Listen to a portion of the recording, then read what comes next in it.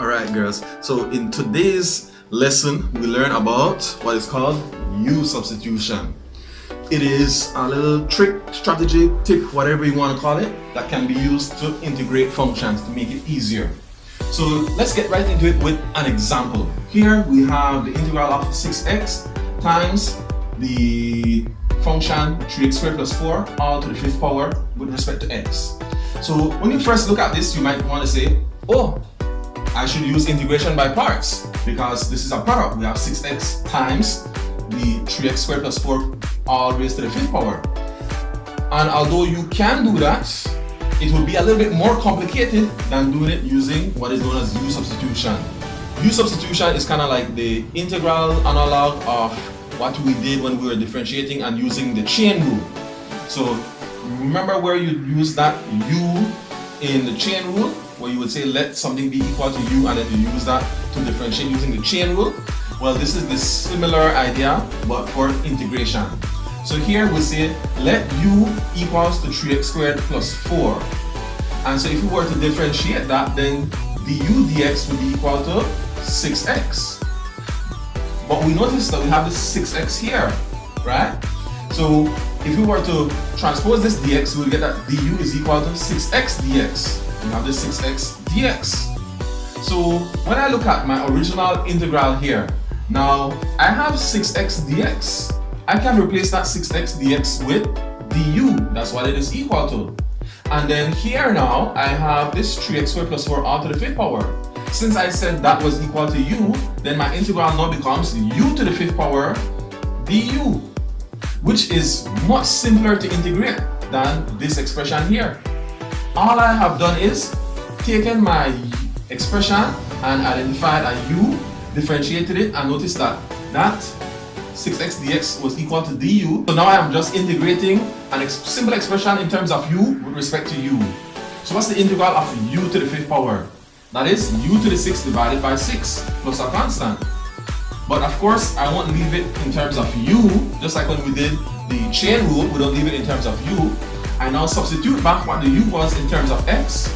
So since u was 3x squared plus 4, then this will become 3x squared plus 4 all to the 6th power divided by 6 plus a constant.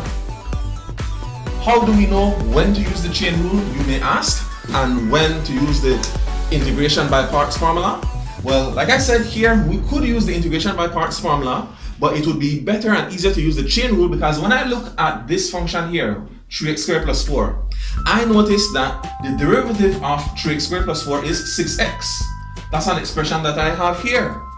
So the 6x dx can be replaced with du if I make the substitution of u being equal to 3x squared plus 4. So to summarize that, you look at the function, you see if there's a complicated part and a simple part. If the derivative of the complicated part is equal to the simple part or close to it, that's when you will use U-substitution. Let's take a look at another example.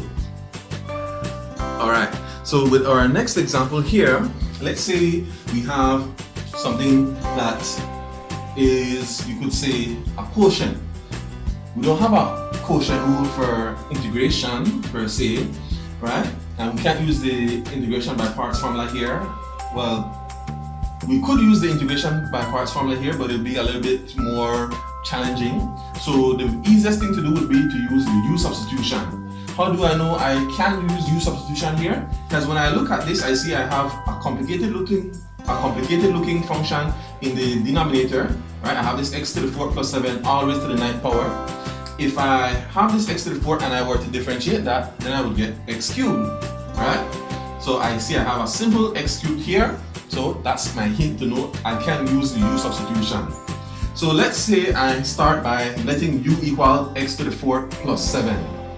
If that is x to the 4th plus 7, then when I differentiate it with respect to x, du dx will be equal to 4x cubed. Transposing to isolate du by itself, I will have 4x cubed dx.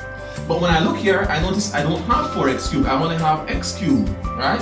dx. So I want to leave the x cubed dx by itself here, so I need to transpose that 4. And when I transpose that 4, I divide by it, so I'll have 1/4 du. So when I do my substitution now back into the original problem, I want to get rid of the x cubed dx, right? That's why I isolated x cubed dx by itself, and that is equal to 1/4 du. So what I can do is I can leave the du here under the integration sign, but the 1/4, because it's simply a constant, can go in front of the integration sign. Then, if u was equal to x to the 4 plus 7, this will no longer be x to the 4 plus 7 to the 9th power, it will simply be u to the 9th power. Simplifying, before I actually integrate, 1 over u to the 9th power is actually u to the negative 9. Now I can apply my basic rules of integration. I add 1 to the power, then divide by that new power. So negative 9 plus 1 gives me negative 8. So I'll have u to the negative 8 divided by negative 8. Don't forget, we're multiplying by 1/4. So the negative sign, I bring that to the front. And then 4 times 8 in the denominator is 32. This u to the negative 8 actually means that it's over u to the 8. But I won't leave it as u. Remember, u was originally x to the 4 plus 7. So I replace it back again, right? That's the u substitution. I have then x to the 4 plus 7 in the denominator, all to the 8th power. And so it's 1 over 32 times x to the 4 plus 7 quantity to the 8th power, and always plus a constant. So those are a couple examples on how to solve problems that seem complicated at first, but are easy once you use U substitution.